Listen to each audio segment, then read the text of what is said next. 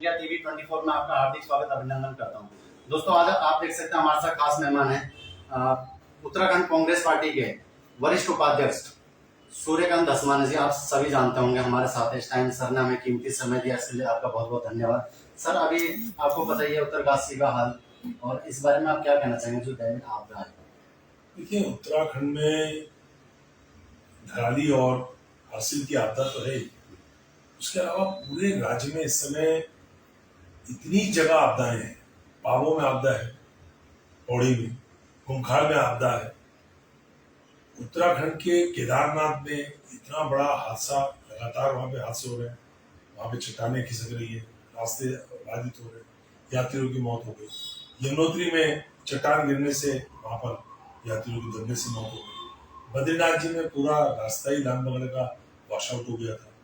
पूरे प्रदेश में कहीं ना कहीं किसी न किसी जगह आपदा है, लेकिन हरसिल और धराली की जो आपदा है ये भयावह आपदा है। और इस आपदा ने पूरे राज्य को नहीं बल्कि पूरे देश को हिला के रख दिया। अभी सरकार यही बताने में सक्षम नहीं है कि कितने लोगों की मौत हुई, कितने लोग लापता है।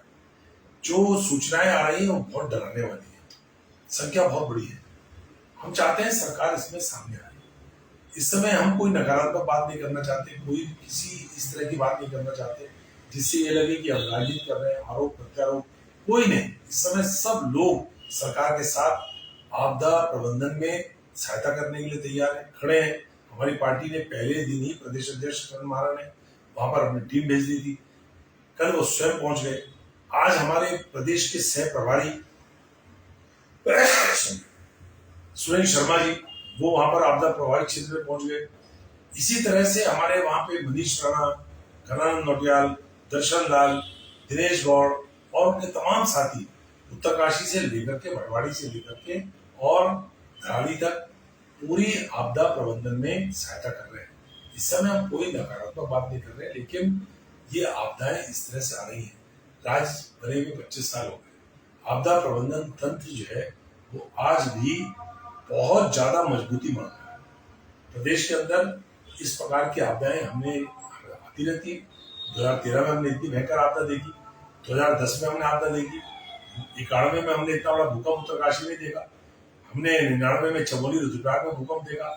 हम हर साल कोई ना कोई आपदा झेल रहे हैं, लेकिन आपदा प्रबंधन का जो तंत्र मजबूत होना चाहिए उसको करने की जरूरत है। दूसरा, देहरादून को दून वैली स्पेशल कैटेगरी का एक नोटिफिकेशन सुप्रीम कोर्ट के आदेश में केंद्र सरकार ने 1989 में किया था।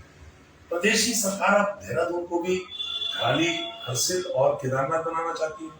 उन्होंने उस नोटिफिकेशन को डाइल्यूट करके, उसका प्रभाव खत्म करके नया नोटिफिकेशन जारी करवा दिया 13 मई 2025 को।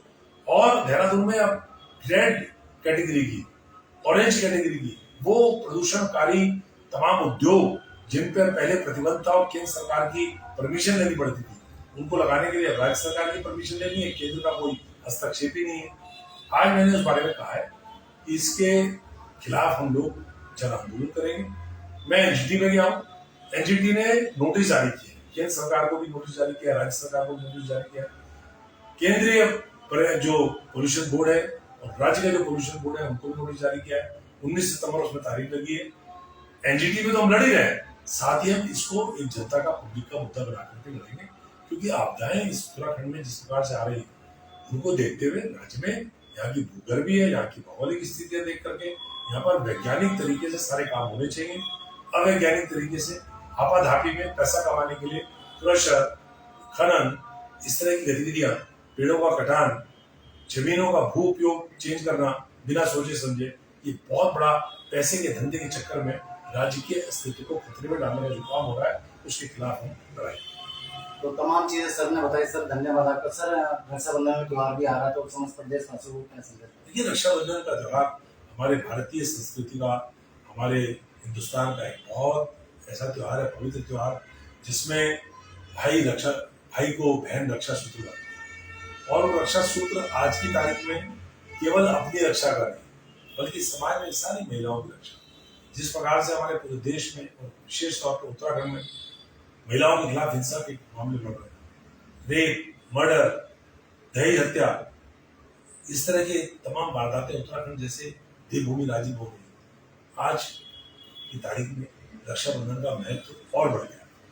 बहनें रक्षा सूत्र बांधते हुए अपने भाई से ये भी संकल्प लें कि वो केवल मेरी रक्षा नहीं बल्कि समाज में और कन्याओं की, और महिलाओं की, और बहनों की, और स्त्रियों की रक्षा भी करने का संकल्प लेगा। तब रक्षाबंधन का असली मकसद पूरा होगा। मैं पूरे प्रदेशवासियों को, देशवासियों को रक्षाबंधन के अवसर पर बहुत बहुत शुभकामनाएं देता हूं। तो ये थे हमारे साथ सूर्यकांत धस्माना जी, प्रदेश उपाध्यक्ष। आप लोगों का जुड़ने के लिए हमारे साथ बहुत बहुत धन्यवाद।